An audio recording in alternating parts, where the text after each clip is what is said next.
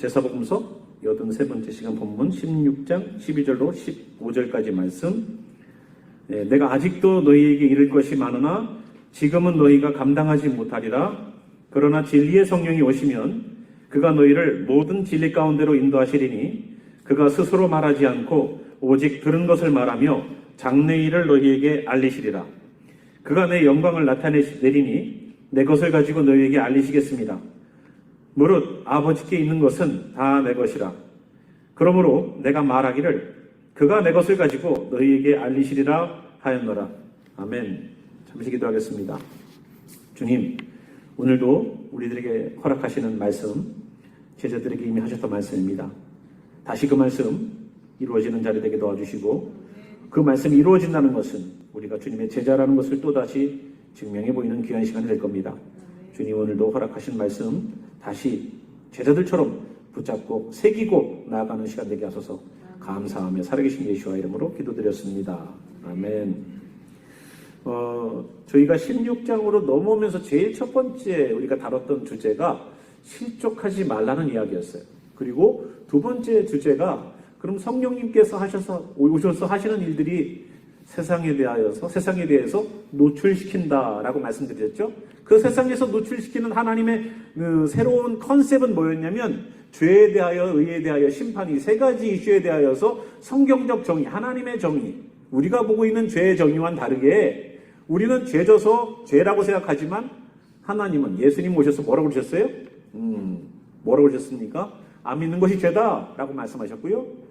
무엇이 의로운 것입니까? 라는 그러한 질문 속에 의로움은 내가 죄 안 짓고 깨끗하게 사는 게 의지라고 생각하는 세상의 컨셉을 성경이 다시 얘기하셨습니다. 그것은 예수님이 하나님 나라로 가신 것이 의라고 말씀하셔서 예수님이 죄가 없는 분이라는 것을 드러내셨고요. 그래서 하나님 나라로 가는 것은 죄가 없는 분이라는, 의로운 분이라는 것을 드러내신 것처럼 여기는 우리 이 땅에 살고 있는 우리에게도 죄와 내가 죄를 짓고 안 짓고 내가 행위로 짓고 내가 몸으로 짓는 그러한 죄의 범위를 넘어서서 주님께서 인정해 주시는 사람, 주님께서 의롭다고 칭찬해 주시는 사람으로 가는 것이 의다. 그것을 뒤집어서 얘기하면 뭐라고요? 세 번째 성령님 오셔서 다시 알려주신 개념이 뭡니까? 심판에 관한 이야기입니다. 심판.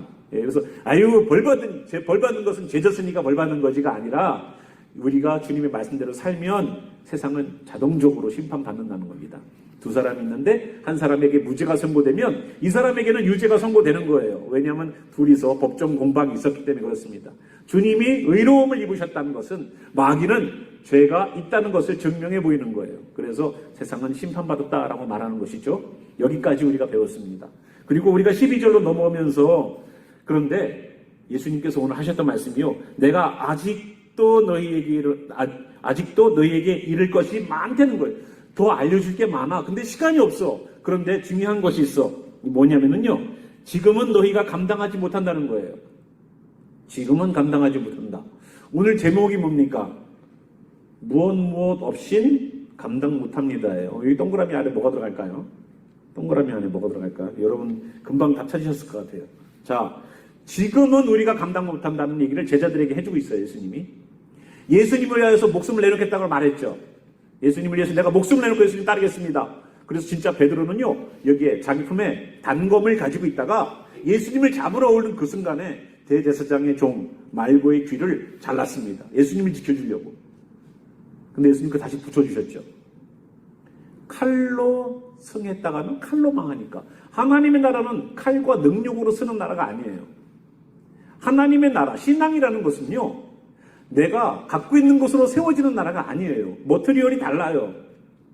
우리가 집을 지으려면 돌도 필요하고 나무도 필요하고 시멘트도 필요하고 여러 가지가 필요하지만 신앙이라는 것을 이루기 위해서는, 신앙의 빌드업, 신앙의 성전을 마음에 이루기 위해서는 그 집을 짓는 머티리얼이, 성전을 짓는 머티리얼이 다르다고요. 눈으로 보이는 것이 아니었었어요. 그래서 여기 성령님에 의해서 지어지는 것인데 우리는 자꾸만 세상의 것을 가지고서 주님께 나아가서 뭔가를 지으려고 한다는 것이 잘못됐습니다. 그래서 지금은 감당 못해요. 지금은 우리들이 열심으로, 베드로처럼 열심으로 교회 다니고 열심으로 주님 섬기고 열심으로 헌신과 봉사할 수 있습니다. 그런데 그 머티리얼 갖고서는 안 된다는 거예요. 뭐가 있어야 돼요? 성령이 있어야 된다는 거예요. 성령. 성령은 어떻게 보면은 둘이 결혼을 하는 사람들이 가장 기본적이고 근본적인 사랑이라는 것이라고 볼 수 있어요. 예. 그래서 성령님은 사랑에 근거해서 사랑이 있어야지만 우리가 결혼도 하는 것이고 자녀도 낳는 것이고 사랑을 해야지 헌신도 하고 봉사도 하는 거죠. 예. 후안 카를로스 목사님은 뭐라고 말씀하셨다고요? 사랑은 빵을 만들 때 들어가는 밀가루와 같습니다 라는 얘기를 제가 지난번에 했습니다. 빵에 밀가루가 안 들어가고 어떻게 빵을 만들어요? 안 되는 것처럼 신앙 성장의 신앙에 있어서 가장 중요한 키포인트는 뭐다? 성령이라는 거예요. 성령. 그래서 베드로도 바울도 전도하러 다니면서 예수님을 믿는 사람들이 있었는데 가서 물어보죠. 너희가 성령을 받았느냐? 아니요. 우리는 성령을 받은 일은 없는데 예수님을 믿어요. 그럴 때 그들에게 안수해서 그들에게 성령을 내려주는 성령이 그들에게 임재하는 것을 우리가 사도행전에서 볼 수 있었습니다. 그렇죠? 예수님을 믿는 것과 성령에 충만한 사람이 되는 것은 이런 것을 보면서 별개의 문제구나 라고 우리가 좀 알 수 있어요. 그럼 성령님이 전혀 우리가 예수님을 믿는데 개입하지 않으시냐? 개입하셔서 예수님을 믿게 되신 거죠. 그러나 성령의 충만함, 주님의 영에 이끌림 받는다는 것은 좀 다른 얘기인 것 같아요. 그래서 예수님은 16장에 넘어오면서 사람들을 실족하지 말라고 하는 대상이 누굽니까? 제자들이었습니다. 예수님 열심히 믿고 목숨 내놓고 따르겠다라고 하는 제자들에게 실족하지 말라고 얘기했어요. 이런 사람들 정도면은 실족 안 할 것 같은데 실족하지 말라고 얘기해요. 성령님이 오셔서 너희들에게 바른 것을 가르쳐 주시겠다고 말씀하시고 그리고 나서 오늘 12절로 넘어오면서 하셨던 말씀이 그런데 지금은 아니라는 거예요. 지금은. 왜요? 지금은 성령 받기 전이니까. 성령 받기 전에는 감당하지 못해요. 그러나 성령께서 오셔서 우리에게 역사하시고 일하시면 그 밑에 있는 것처럼 성령님이 하시는 일들을 또다시 얘기해 주고 있습니다. 보니까 뭐라고 그래요? 13절 보니까 진리의 성령이 오시면 그러나 진리의 성령이 오시면 그가 너희를 어디로 인도하신다고요? 모든 진리 가운데로 인도하신답니다. 진리가 뭡니까? 말씀이에요. 모든 말씀 가운데로 인도하신다는 거예요. 성령님이 오시면 어디로 인도하세요? 우리를? 여기 나왔잖아요. 진리, 말씀. 예수님, 진리가 예수님이고 하나님이시고 말씀이에요. 그죠? 이 하나님과 하나님의 말씀은 동일한 수준입니다. 여러분, 하나님과 하나님의 말씀이 동일하지 않다라고 보지 마세요. 하나님은요, 영이시기 때문에 하나님의 손과 발, 행동의 주체는 말씀이에요. 아시죠? 우리는 뭔가를 이루려면 손이 해야 돼요. 밥을 먹으려고 해도 밥도 쌀도 안 치고 반찬도 만들어야지. 우리 손으로 다 해야지 먹고 사는데 하나님은 어떻게 해요? 말씀으로 하신다고요. 하나님 손과 발이 없었잖아요. 영이시니까. 손과 발이 없으시니까 뭘로 역사하세요? 말씀이 떨어지면 거기서 역사가 일어나는 거예요. 군대에 있는 고참이 라면 끓여와라 하면 말이 떨어지면 라면이 5분 후에 와 있어요. 실체가 와 있는 것처럼. 이제 남자분들 쉽게 컨셉 이해하실 거예요. 하나님은 말의 권위와 능력이 있으신 분이에요. 없는 것도 있는 것처럼 부르시는 분이에요. 그래서 말씀 속에서 역사하시는 분이란 말이죠. 그래서 우리가 성령님이 오시면 어디로 인도한다고요? 우리를? 모든 하나님이 하신 말씀, 하나님 본체. 그래서 말씀을 거부하는 것은 뭘 거부하는 걸까요? 하나님을 거부하는 거예요. 저희 집에 애들이 둘이 있는데 막내가 형한테 가서 형 이렇게 해. 그런 말 듣겠습니까 형이? 형이 잘 말한다죠. 그러면 아빠가 하라고 그랬어. 그럼 그때 그래? 알았어. 왜? 똑같은 말이어도 누구의 권위를 싣고 가니까? 아빠의 권위를 싣고 가니까. 이 하나님의 말씀이라는 게 그래요.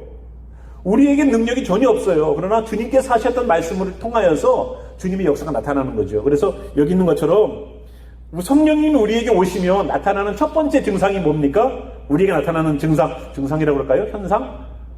증거? 뭐 그런 거로 이렇게 여러분 이해하세요. 그러면 이게 뭐냐? 모든 진리, 말씀 가운데로 인도하신다는 거예요. 그래서 성령에 충만한 사람들은 뭐를 열심히 볼까요? 유튜브요. 그죠? 유튜브 열심히 봐요. 그죠? 아니죠. 성경을 열심히 보죠. 예수님 믿는 사람의 특징, 말씀을 읽고 싶어지고요. 말씀이 무슨 말씀이 있나 들여다보려고 그러고요. 말씀을 자꾸만 알려고 그래요.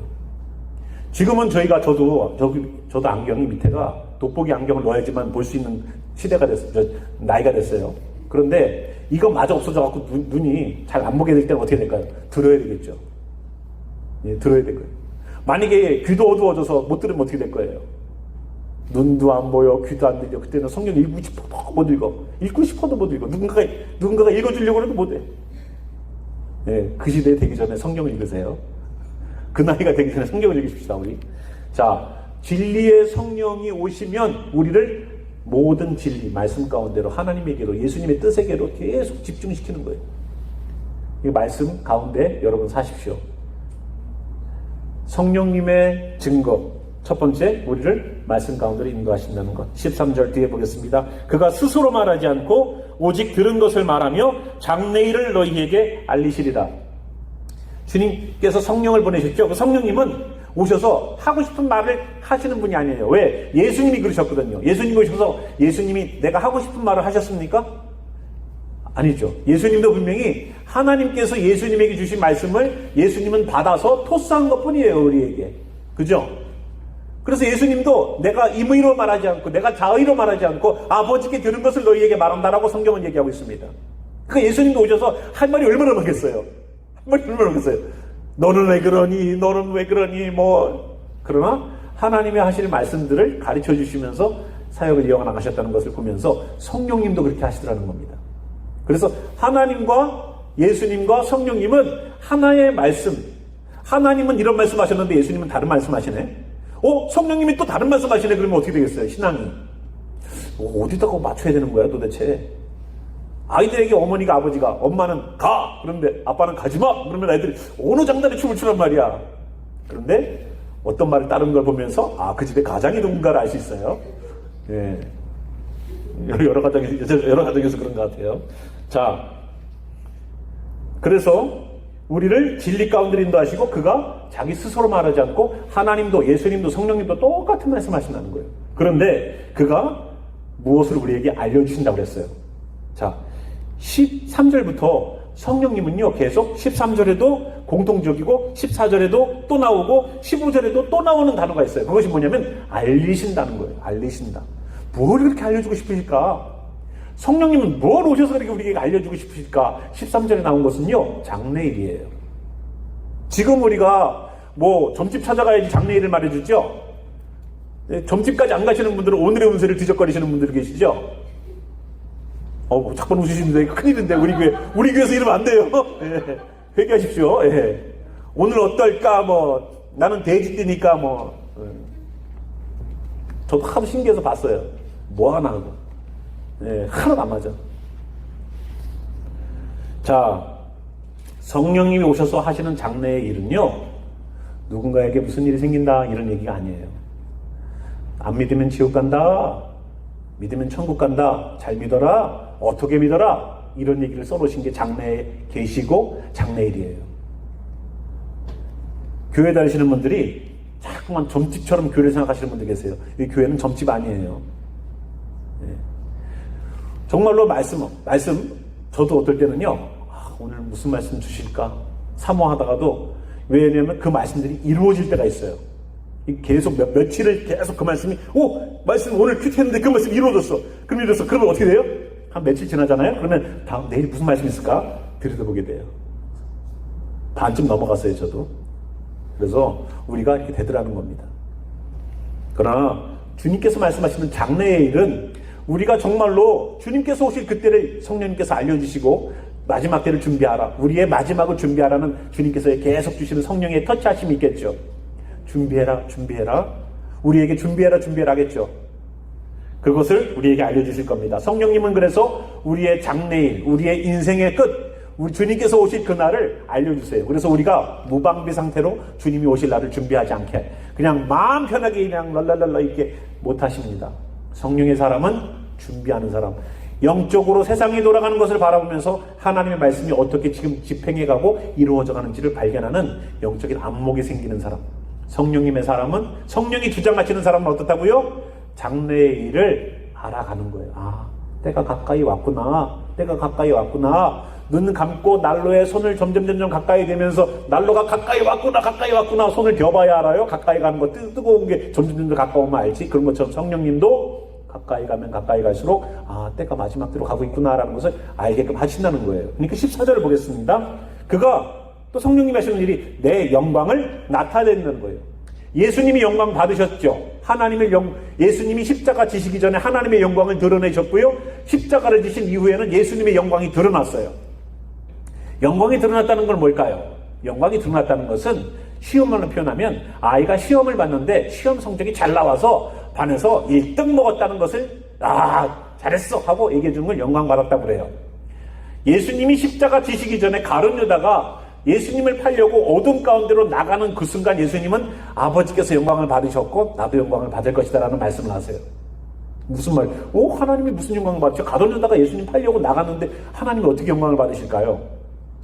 예수님이 이미 가룟 유다가 해야 될 일을 이제 네가 가서 네가 해야 될 일을 해. 그러니까 가룟 유다가 그 마가의 다락방에서 나갔지 않습니까? 그런 것처럼 예수님은 이미 십자가를 오늘 밤에 지기로 다 작정하시고 겟세마네 동산에 가서 땀방울이 핏방울이 흘리는 것처럼 기도하실지라도 주님의 뜻을 따르기로 작정하셨기 때문에 그것이 영광을 하나님을 돌린 거라는 거예요. 아버지의 뜻에 순종하는 것은 아버지께 영광 돌리는 거예요. 그죠? 나가서 친구들이랑 맨날 싸워. 아버지는 싸우지 마라 했는데 나가서 맨날 싸워. 그러면 아버지 영광을 드러내겠어요? 저 네 집 자식인데 맨날 애들 만나가고 싸워. 그런데 나가서 인사를 열심히 하고 다녀요. 동네 어른들 만날 때마다. 그럼 네 집 자식이요. 누가 영광 받아요? 아버지가 영광 받는 거예요. 아버지 말에 순종하는 것이 아버지께 영광이 되는 것처럼 주님께서 십자가를 지는 하나님의 계획에 순종하기 위해서 가룟 유다를 내보내는 것, 그것이 하나님께 영광을 돌리는 일이 되는 거예요. 그래서 아버지께서 영광 받으셨고 예수님은 죄의 십자가를 지고 죽음 가운데서 부활하시는 것을 통하여서 영광 받으셨음이 드러나는 거예요. 그런데 거기가 끝이 아니에요. 성령님도 오셔서 예수님의 영광을, 부활하신 예수님의 영광을, 그가 죄 없음을 우리를 위하여 구원할 수 있는 그 영광을 나타내실 거라는 거예요. 그러니까 우리가 이 땅에 살면서 어떤 영광을 드러낼까요? 하나님께 예수님을 향한 영광 드러내는 우리가 되길 바랍니다. 성령의 사람은 어떻게 한다고요? 예수님의 영광을 드러낸다는 거예요. 그분은 죄가 없으셨어. 그분이 살아나신 것은 그분이 죄 없기 때문이야. 또한 나도 죄악 가운데 있는 내가 예수의 보혈로, 예수와의 보혈로 씻기면 나도 구원 얻을 수 있고 부활할 수 있어. 나사로를 살리셨을 때 예수님께서 죽은 자의 부활을 믿느냐라고 질문하셨던 그 질문처럼 믿습니다라고 말했던 마르다처럼 나도 그런 일이 있을 수 있어 하고 믿고 나아가라고 예수님 첫 열매가 되셔서 보여주신 겁니다. 초실절의 첫 열매. 그래서 예수님의 영광을 드러내셨죠. 14절 내 것을 가지고 너희에게 알리시겠습니다. 여기서 또 14절도 뭐예요? 알리신다는 거예요. 우리 13절에는 장래의 일을 알리셨죠. 14절에는 뭐를 알리십니까? 예수님의 것을 가지고 우리에게 알리신다는 거예요. 예수님이 가지고 있던 게 뭐가 있습니까? 예수님의 말씀. 예수님 가셨어요. 뭐가 남았습니까? 예수님이 기적을 베풀었던, 살려놓으셨던 나사로가 살아있나요, 지금까지? 예수님께서 역사하셔서 문둥병을 고쳐주셨던 그 문둥병자가 내가 옛날에 예수님이 고쳐준 문둥병자 하고 그 사람이 지금까지 남아있어요? 안 남아있어요. 아무것도 예수님의 흔적을 찾을 수가 없어. 예수님이 어디에 묻히셨다는 빈 무덤도 없어. 어딘지도 몰라. 사람들이 그걸 찾기 위해서 크리스찬 고고학자들이 얼마나 찾아다니는지 몰라요. 크리스찬 고고학자들이 많이 찾는 게 있어요. 소돔과 고모라 땅이 어딜까? 추측하면서 막 지층 분석하고 다니고 있어요. 예수님의 빈무덤이 어딜까? 막 그걸 찾아보고 있어요.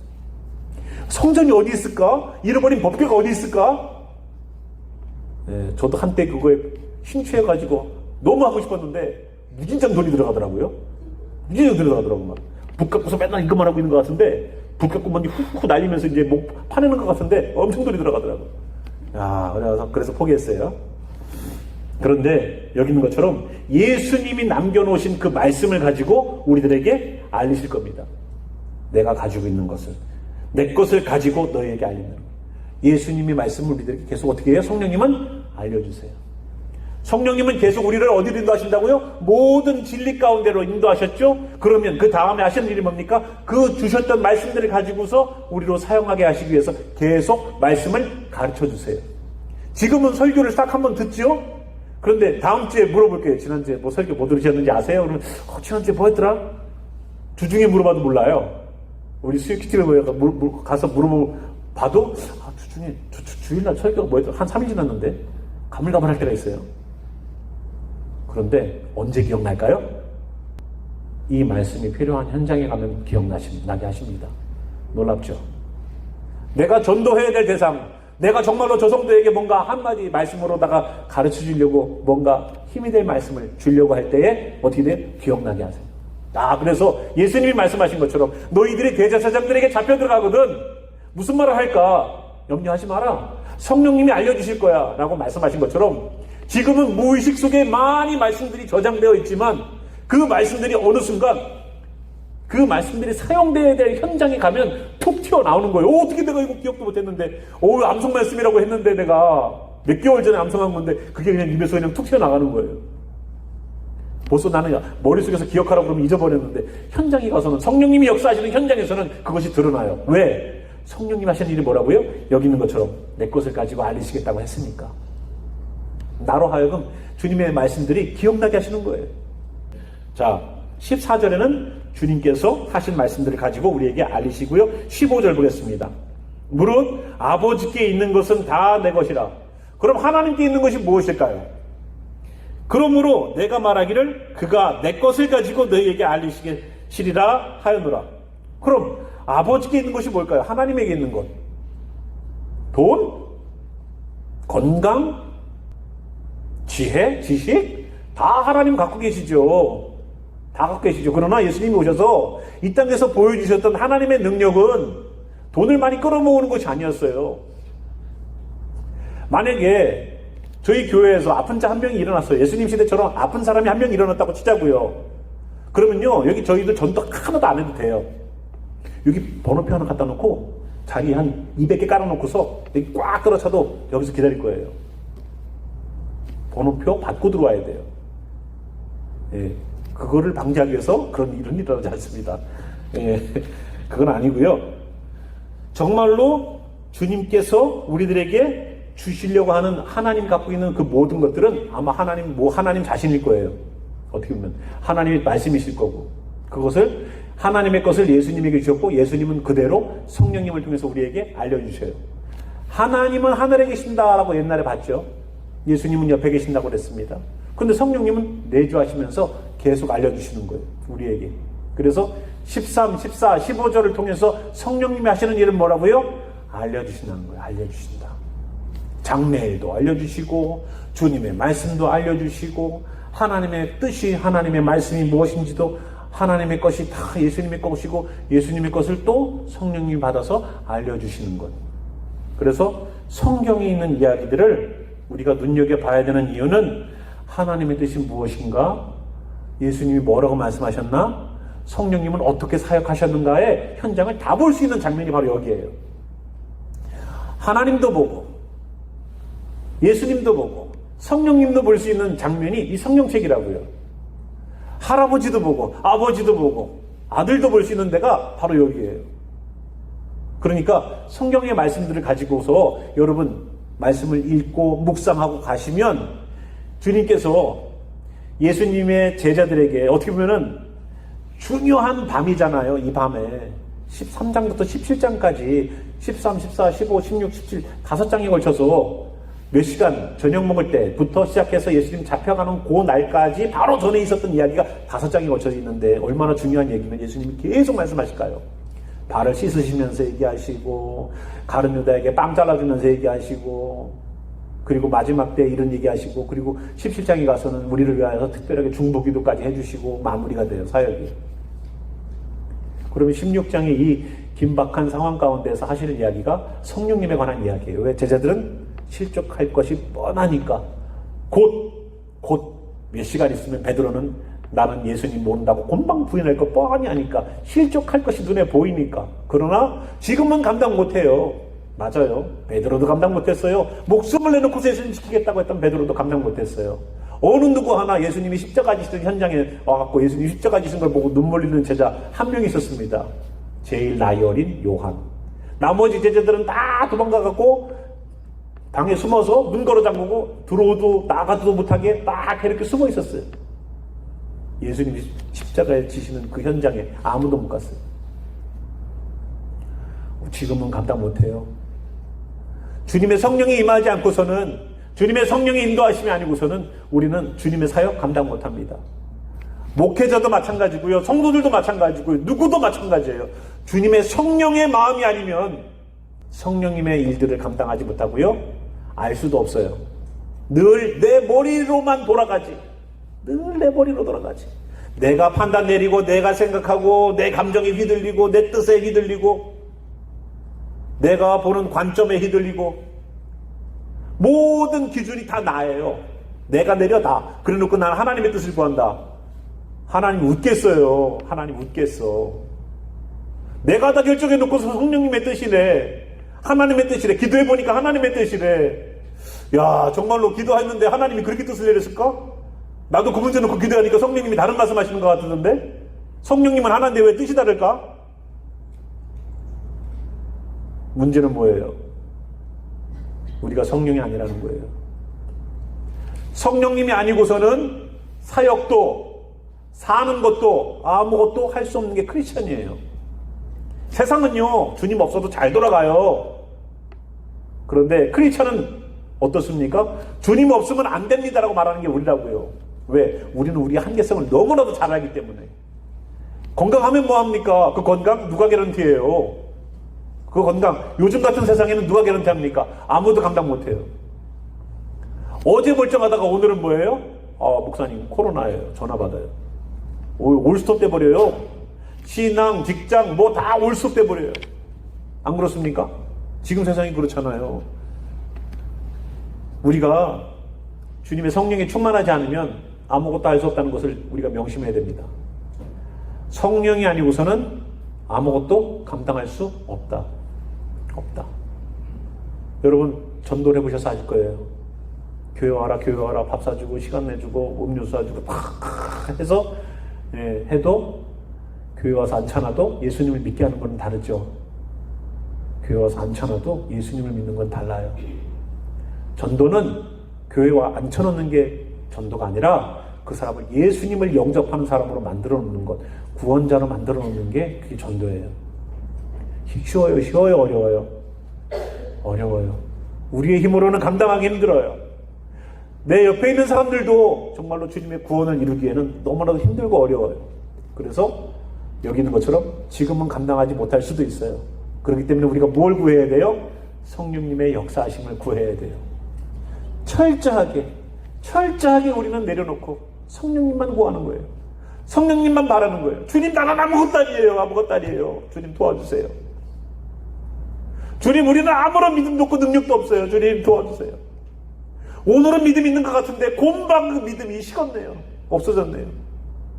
주일 예배 가운데 은혜 받고서 문 닫고 나가는데 금방 내 감정을 건드는 사람이 말 한마디 해가지고 마음이 확상해가지고 말씀은 툭 날라가 버리고 사람의 말만 여기 턱 남아가지고 마음을 무겁게 하고 답답하게 하고 화나게 하고 짜증나게 하고 원망하게 하고 불평하게 만드네요. 주님의 말씀이 마치 훅 바람 불면 날아가는 것처럼 날아가 버렸어. 주님의 말씀이 세상을 이겨내는 것이 아니라 세상의 마음이 말 한마디로다가 주님을 퉁 튀겨내가 버렸어. 우리는 성령님을 정말로 의지하지 않으면 감당이 안 되겠죠. 정말로 성령 아니면 우리가 감당할 수 없어요. 정말로 성령님이 나를 주장하지 않으시면은 내 뜻과 내 계획으로만 열심히 다녀. 성령님이 아니면 안 돼요. 그래서 우리는 성령님을 사모해야 돼요. 주님, 내가 여태까지 신앙생활한 거 내 뜻이었습니까? 내 의지였습니까? 내려놓게 하시고 성령님의 인도하심을 받게 하소서. 하나 예를 들겠습니다. 사도행전 11장에 보면은 고넬료라는 사람이 요빠에 있는 베드로를 초청해서 자기 집에 복음을 전하게 합니다.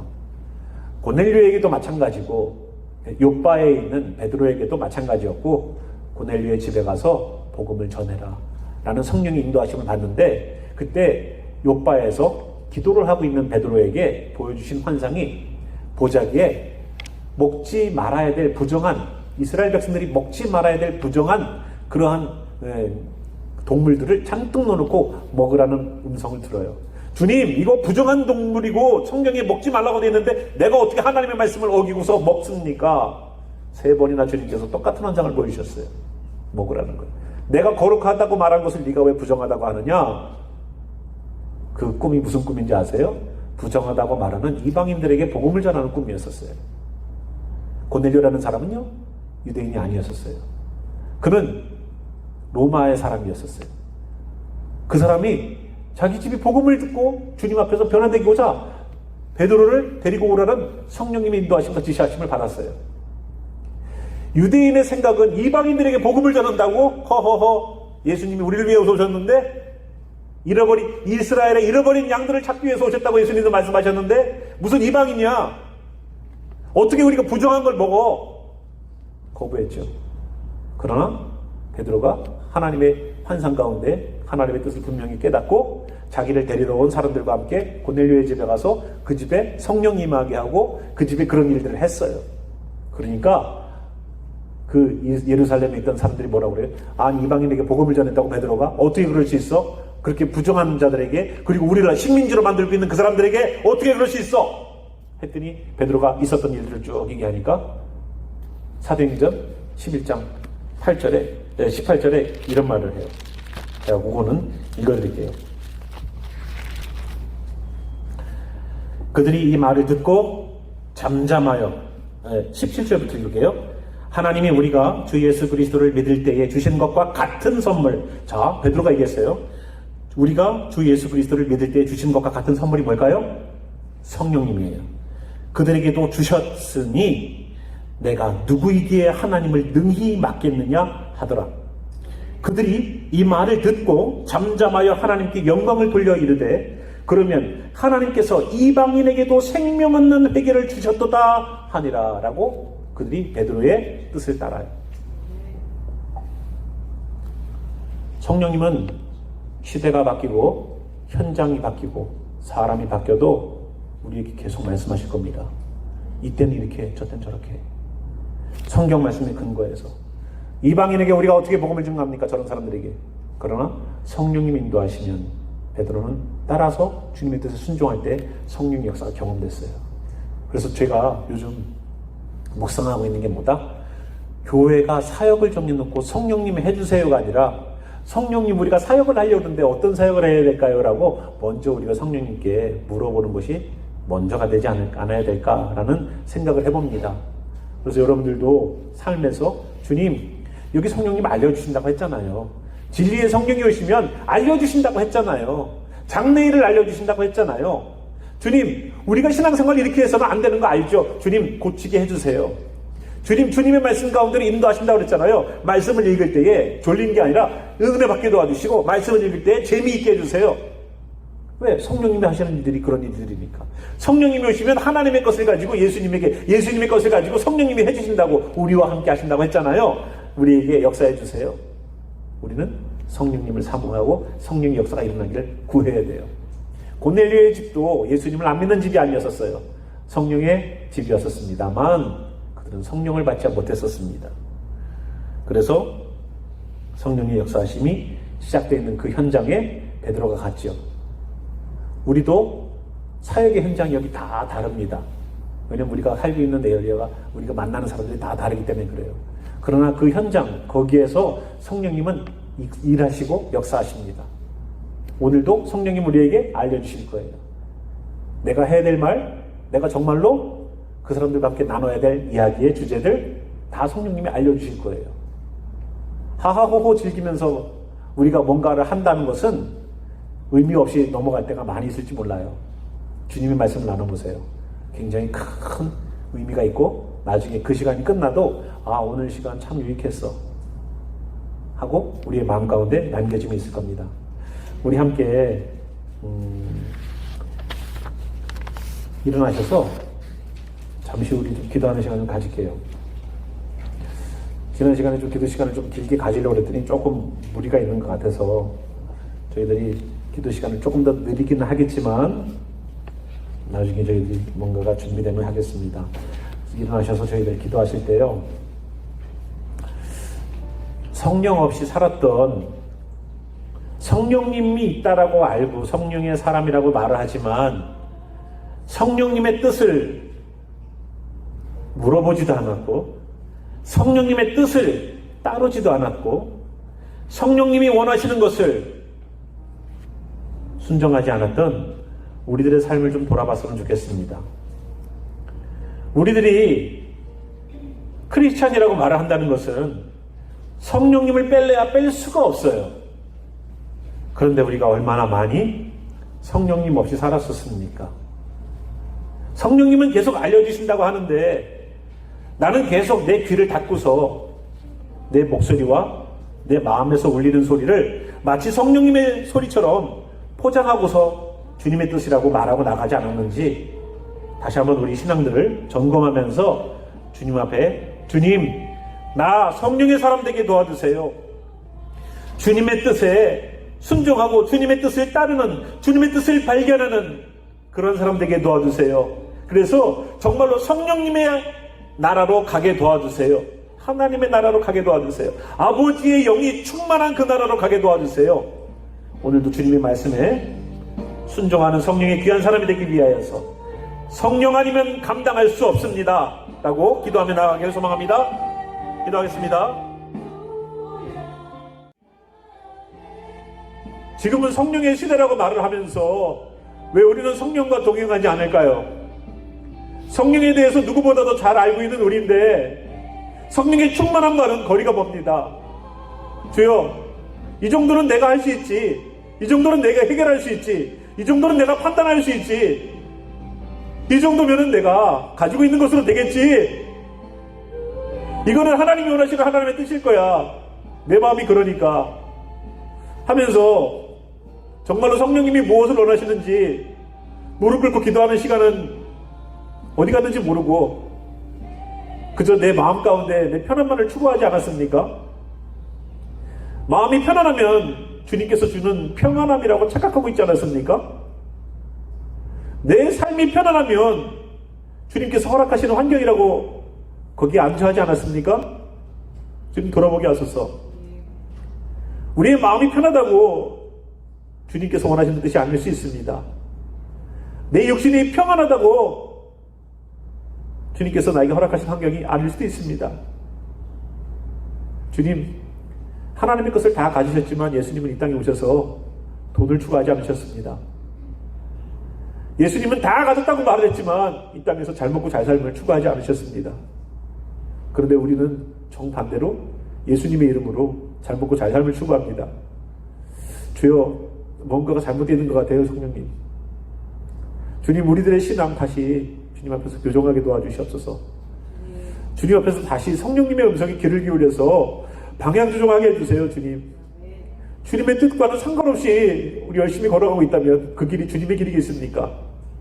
주여, 오늘도 성령 없어도 된다는 그 신앙이 이제는 성령님 없으면 안 됩니다라는 신앙으로 바뀌게 도와주시옵소서.